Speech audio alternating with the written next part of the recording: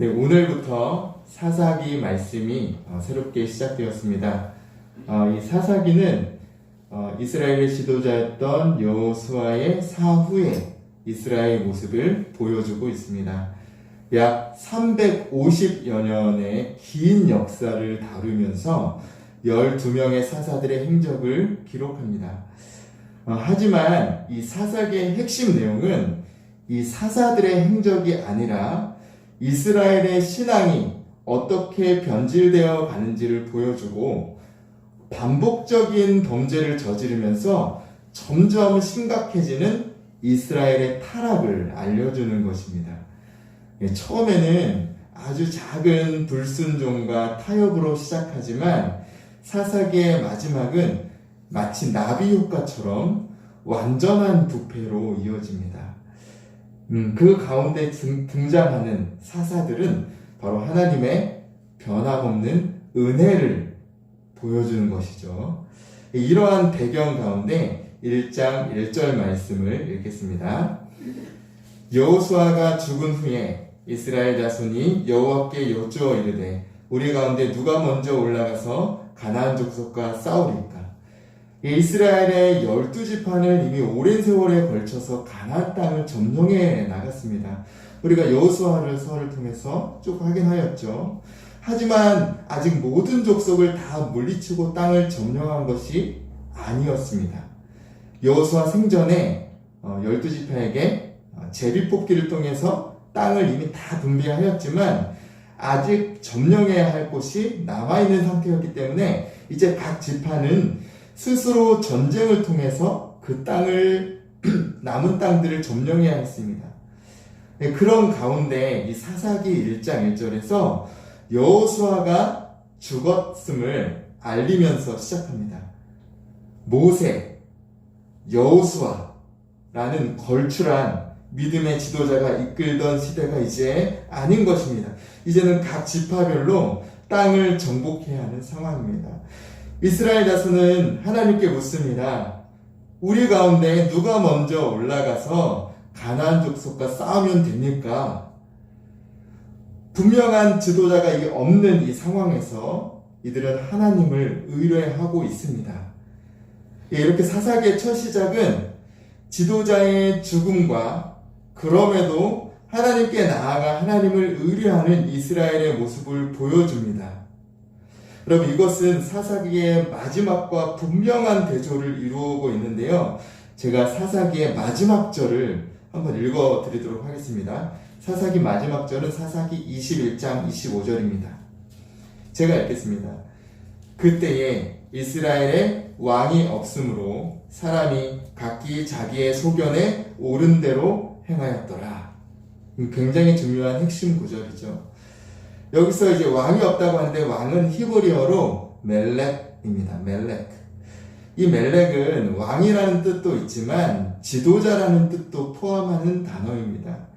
그러므로 이스라엘의 왕 또는 이스라엘의 지도자가 없으므로 사람들이 각자 자기가 옳다고 생각하는 대로 행한 것입니다.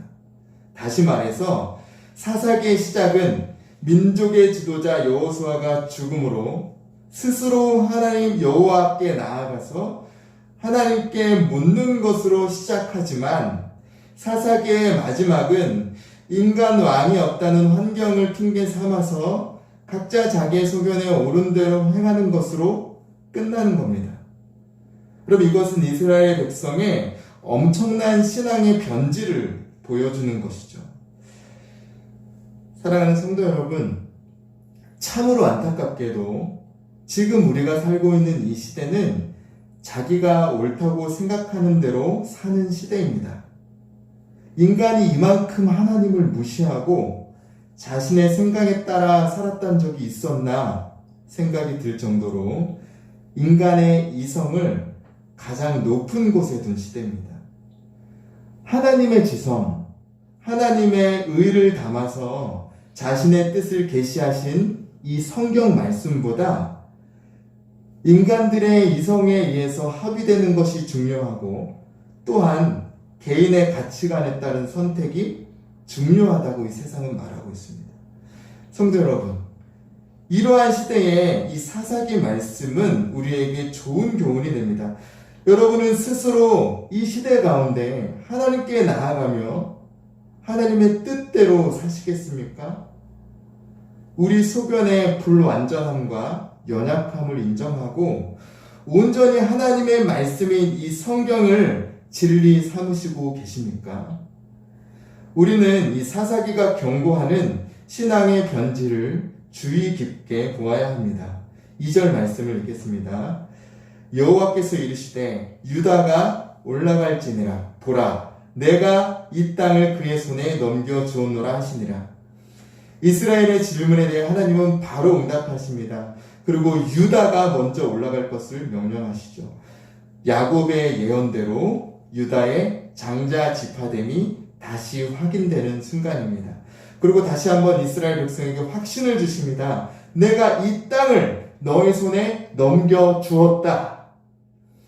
하나님께서는 지속적으로 가나안 땅을 너희에게 주셨음을 분명히 말씀하십니다. 이제 이 전쟁은 다른 방법이 아니라 하나님을 신뢰함으로 믿음의 싸움을 하며 나아가는 것이 관건입니다. 이미 하나님께서 승리를 예비해 놓으셨기 때문이죠. 이후로 이어지는 2절부터 21절까지 말씀은 이 유다 지파의 정복 전쟁을 기록하는데요. 하나님께서 제비 뽑아 받은 가나안 남쪽 지역의 땅을 차례로 정복해 나갑니다. 3절과 4절 말씀은 이렇게 기록합니다. 유다가 그의 형제 시므온에게 이르되 내가 제비 뽑아 얻은 땅에 나와 함께 올라가서 가나안 족속과 싸우자. 그리하면 나도 내가 제비 뽑아 얻은 땅에 함께 가리라 하니 이에 시므온이 그와 함께 가니라. 유다가 올라가매 여호와께서 가나안 족속과 브리스 족속을 그들의 손에 넘겨주시니 그들이 베색에서 10,000명을 죽이고. 유다 지파는 이 시므온 지파와 연합하여 땅을 정복하기 시작하는데요. 여호수아서 19장에서 땅을 분배하거든요. 그때 보면 이 시므온 지파가 유다 지파의 기업 안으로 들어와서 그 기업 안에서 땅을 받습니다. 그래서 이들이 자연스럽게 연합하여서 한마음으로 하나님이 주신 땅을 정복해 나가는 것이죠. 이어서 여호수아서의 기록이 계속해서 반복되어서 이제 사사기에 나오고 있는데요. 하나님께서 가나안 족속과 브리스 족속을 유다 지파에게 넘겨주셨고 10,000명을 죽이고 전쟁에서 승리합니다. 이후로 이어지는 말씀은 유다 지파의 연속적인 승리에 대해서 쭉 기록하고 있습니다. 70명의 왕을 정벌한 아도니 베색과 싸워서 이기고 아주 강대했던 이 아낙 자손이 살고 있는 헤브론을 점령하고 또한 이 기럇세벨이라는 곳을 점령하고 또 스밧을 쳐서 그곳 사람들을 완전히 진멸합니다. 아주 강성했던 블레셋 족속의 지역인 가사, 아스글론, 에그론을 점령합니다. 어떻습니까, 여러분? 여기까지 유다 지파의 정복 과정은 하나님의 뜻에 잘 순종했음을 보여줍니다. 하나님을 잘 의뢰했음을 보여줍니다. 아주 강성한 민족을 점령하고 이기기 힘든 사납지대 족속들도 하나님을 신뢰함으로 나아가서 승리를 쟁취합니다. 하나님의 약속을 신뢰하면서 그 땅을 쟁취한 것이죠. 그러나 유다의 정복전쟁의 마지막에 아주 사소한 사실을 기록합니다. 바로 19절 말씀인데요. 제가 읽겠습니다. 19절. 여호와께서 유다와 함께 계셨으므로 그가 산지 주민을 쫓아내었으나 골짜기의 주민들은 철병과가 있으므로 그들을 쫓아내지 못하였으며. 하나님께서 함께 하심으로 강성한 민족들, 산지 주민들을 쫓아내었지만 골짜기에 있는 주민들은 철병과가 있어서 쫓아내지 못하였다고 기록합니다. 여기서 철병거로 인해서 쫓아내지 못했다고 말하고 있지만 이 전쟁의 본질이 영적 전쟁, 믿음의 전쟁이었기 때문에 결국 유다 지파가 믿음으로 나아가지 못했다는 것을 보여주는 것입니다. 결국 유다 지파는 하나님이 주신 땅을 완전히 정복하지 못하게 됩니다. 참 안타깝게도 대부분의 전쟁을 믿음으로 실행하였지만 마지막에 조그만한 믿음의 불순종의 씨를 남겨둔 것이죠. 이것은 이후에 기록되는 다른 지파의 정복 전쟁에도 그대로 이어지는데요. 말씀을 보면 각 지파마다 쫓아내지 못한 민족들에 대한 기록들이 쭉 이어지고 있습니다. 베냐민은 여부스 족속을 쫓아내지 못합니다. 유다 지파는 베스안, 다낙, 이블람, 무기또, 게셀 족속을 남깁니다. 스불론은 기드론과 나할론 족속을, 아셀은 악고, 시돈, 알랍, 악십, 헬바, 아벡, 루옵 족속을, 납달리는 베스메스와 벳아난을, 단은 아모리 족속을 쫓아내지 못하고 남겨둡니다. 이렇게 사사기 1장은 이렇게 정복하지 못한 땅을 기록한 채 마칩니다. 하나님께서는 가나안 땅을 이스라엘 백성에게 주실 때 완전히 정복하라고 명령하셨고 그 땅의 가나안 족속을 완전히 진멸하라고 말씀하셨습니다. 여러분, 이 가나안 땅 완전 정복의 의미는 하나님의 언약의 성취이지만 가나안 땅을 주신 궁극적인 목적은 그저 그 땅을 가서 소유하는 데에 그치지 않습니다. 바로 하나님이 주신 그 땅에서 하나님의 백성으로 살아가야 하는 것이 하나님의 뜻이었죠. 또한 가나안 땅의 종교, 우상들을 완전히 회파하라는 뜻이 담겨 있기도 합니다. 그러나 이스라엘 민족들은 지파별로 이방 민족들을 조금씩 남겨두었습니다. 그리고 성경은 이스라엘 민족이 이방 민족들로 하여금 노역을 시켰다고 기록합니다. 이것은 무엇입니까? 이스라엘 민족들이 자신들을 위해서 이들을 종을 삼고 일을 시킨 것이죠. 이것은 스스로의 유익을 위해서 타협을 한 행동입니다. 하나님은 분명히 모두 진멸하라고 말씀하셨지만 아니란 생각으로 선택한 하나님의 말씀에 대한 불순종이었습니다. 말씀을 마칩니다. 사사기 말씀은 인간의 이성을 최고의 가치로 두고 사는 현대 사회에, 그리고 현대 사회를 살아가는 그리스도인들에게 경종을 울립니다. 그리고 오늘 1장 말씀을 통해 하나님을 의뢰하고 따랐던 이스라엘이 어떻게 불순종의 시작을 하는지를 보여줍니다. 사랑하는 성도 여러분, 신앙의 부패, 신앙의 타락은 작은 것에서부터 시작될 때가 많습니다.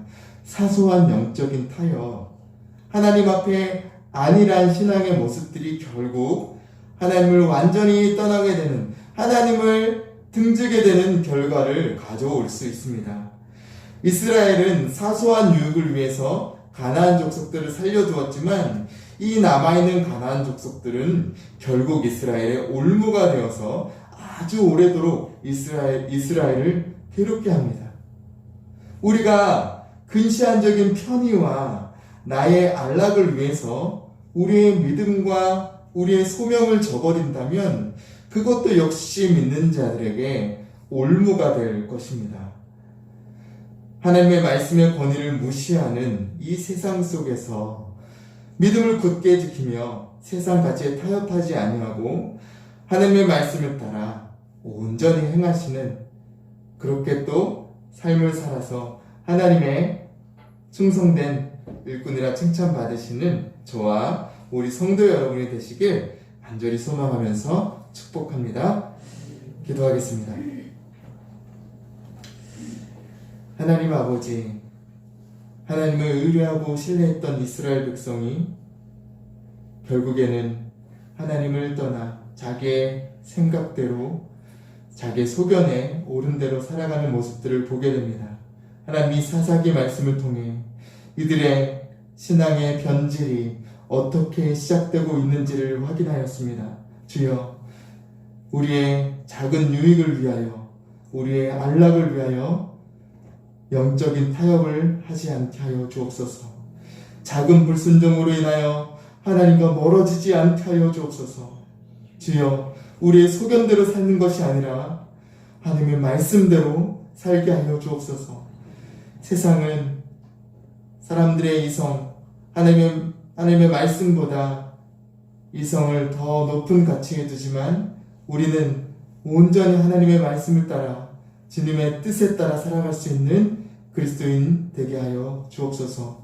오늘 하루도 주님의 말씀을 따라 살 것들을 간절히 원하고 구하오며 이 모든 것 우리 인도하시는 예수 그리스도 이름으로 기도하옵나이다. 아멘.